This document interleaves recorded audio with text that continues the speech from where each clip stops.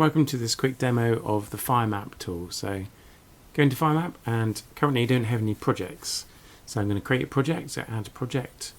It's given a unique project number. You can give this whatever name you want. So for demonstration I'll just do UK. I'm going to make this active. Now what this means is when the monitoring process runs automatically on the server a couple of times a day, if it's ticked as active, then these polygons as part of this project will be checked against the latest NASA FireMap layers.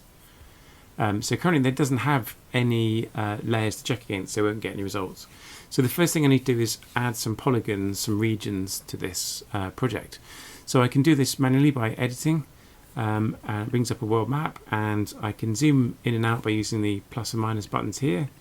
You can also do it with the mouse wheel, or you can press shift and then draw a box and it will zoom to that area. So there were 3 different base maps available: OpenStreetMap, the Google satellite imagery, and also the Esri satellite imagery. They're slightly different, so Google tends to be pretty good for most things. Occasionally if you find Google's a bit fuzzy, try the Esri one in case it's clearer. So there are different coverage, different data sets and different days, so one might be better than the other in certain occasions. Okay, so I'm going to now draw a polygon. This is this button here, and I'm just going to draw a fairly crude polygon around the coastline and double click to finish. That's currently only on the screen. To actually save that to the server I have to push this upload record onto server. Update record on server, that's now saved to the server. So if I go back to edit, you should see that polygon's there, and it looks at the bounding box, so the area of the world where your data is, and zooms to that area. So I could add more polygons if I want. So let's say I'm going to add a few more polygons. Just keep going, clicking this tool, and when you want to finish, double click to finish. If you want to edit any of these polygons, there's another tool here, so you can click on that one. It brings up the outline. You can be zooming in and out while you're doing this, and when you move a point, it adds another point halfway in between to let you redefine how that boundary is going to go. So you can actually make this, quite accurate and fine by adding in points as you go. Then you save that edit. That's still only currently on your computer, so you still need to push that edit back to the server so you update the record there. If you want to get rid of a polygon, there's a delete button here. Just click that and then click on the polygon you want to get rid of, or multiple polygons. Again, that's only happening on your computer, so you need to save that change on your computer and then push that back to the server. So now there should just be 1 polygon here. Okay, so that's my project ready. I'm going to create another project now, and this one I'm going to do Myanmar, and I'm going to call this test 1, make that active, and the Myanmar project I'm going to edit and go and draw something down here. So again, I'll just do this fairly quickly and crudely, and you can flick in the different base maps if you want to. So when you get into some of the finer details, this is where you're going to notice perhaps that the Esri or the Google one's slightly better. So that's the Esri one, that's the Google one. It looks a bit blue because we've got the polygon over the top, so you can switch off that monitor layers temporarily so you're not looking at that. So you might find one is more useful than another, depending on the day it was captured and the satellite position at the time and so on. The Google one, you can go in one step further than the Esri one, so this is now greyed out. You can't go to that one until you come back one step. So if you go minus a step, then it becomes active again. Okay, so that's created a polygon for Myanmar, and I've turned it off, but I'll just put it back on so we can see it. That only controls whether we see it or not. If it's drawn, the server knows about it, then it will be running your daily updates. So I'm going to save that. Right, at the moment these daily updates don't have anything because the server hasn't had a chance to run anything. It only happens a few times a day. But the historic events we've uploaded just for Myanmar, 2019, 2020 and 2021 historic records from the NASA site. And we've done that for 2 satellites, MODIS and the VERS. And the way this works is you choose your data set, so let's choose 2020. This chart here, which you can move around, and if you don't want it, you just show it off screen or scroll it down the bottom of the screen, wherever you want out of the way. But this chart shows you for each day how many fire incidents are in that data set.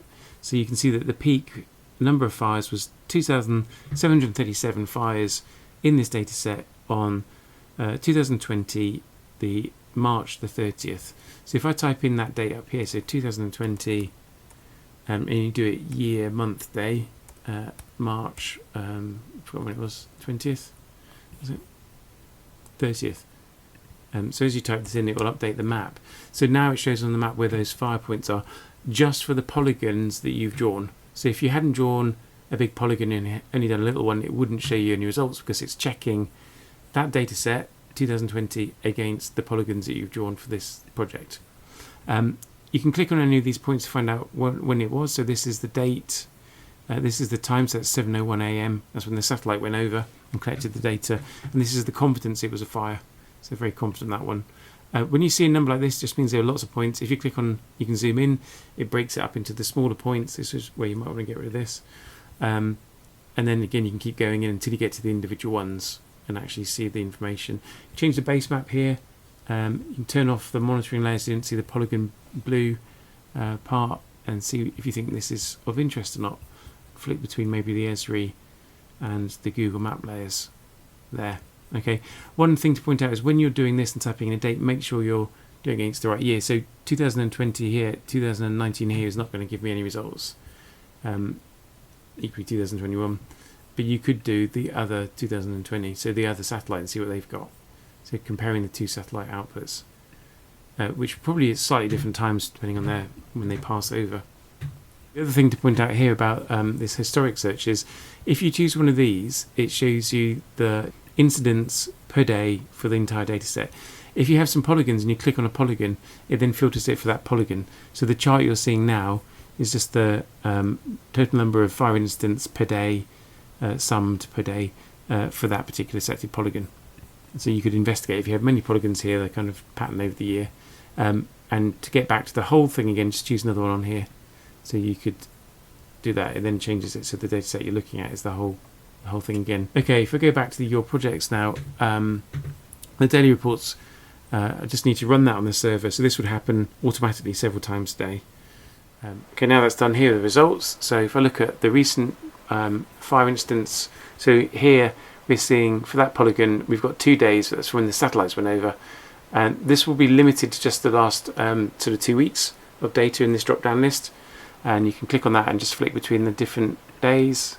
And again, you can click on there and see what the date and time, so 6:57 AM, the confidence, nominal, and then the source which satellite this came from for that particular point on the map there. And again, you can change the background layer and switch off the monitoring zone polygon if you don't need it. Now, if you have a lot more records than the last couple of weeks, this one here just shows you everything we've got, so everything that's been run against it. So this will just get a very long list eventually, and you can just click on that, it takes you to the same map.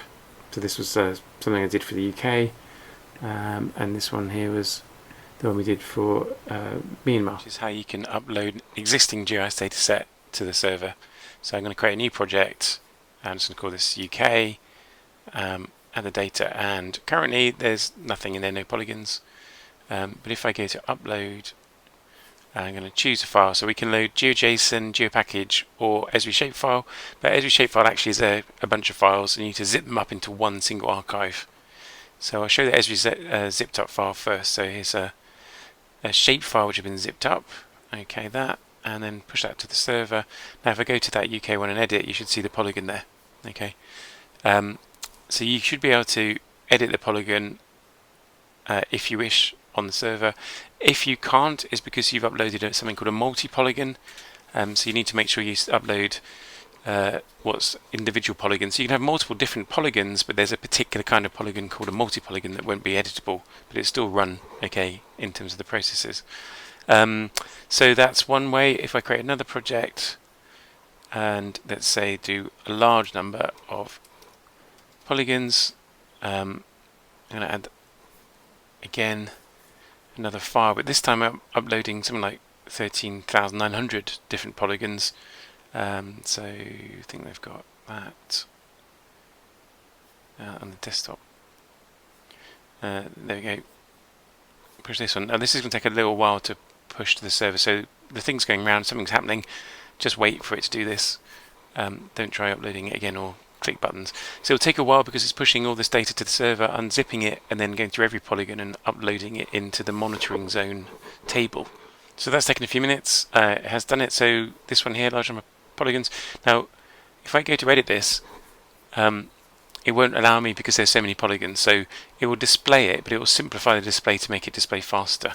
So you see all the editing tools here are not showing, and I won't be able to push this back to the server because I can't edit any of the map. I can edit these ones, so I can edit the text entries or make it active, but it won't update any of the map component. And if I zoom in to an area, you see that actually the polygons displayed on screen are slightly simplified.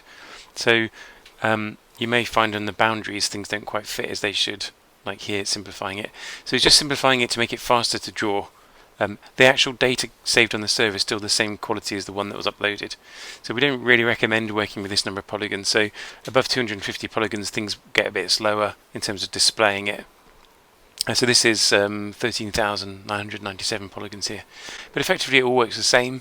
So if I go to a project and say look at this one's history, again it'll take a bit longer to display it because it's having to draw almost 14,000 polygons on screen, but this works the same. So if I go to a data set, so say I want to go to let's go back to 2019, and click in here. At the moment this graph is for the entire data set, but if I click on a polygon, then it will make it just that polygon's data we're seeing. So this works pretty quickly. It is looking at the entire full quality of the polygon. This is just a representation in the browser. And if you don't want a project anymore, you can leave it on the system but just make it not active, and then update that record. That means you can still get to all this kind of information and see all the stuff you'd run on it before, but this won't now run against the server and take up time running processes and stuff you're not interested in anymore. So a good idea to do that. You don't need to keep creating history on a project that's not active anymore. If you want to delete it altogether, there's also a delete button. So if you're sure you want to delete it, then yes, that project's now deleted on the server and we can't get it back. So that's it. So I hope that's of some use to you.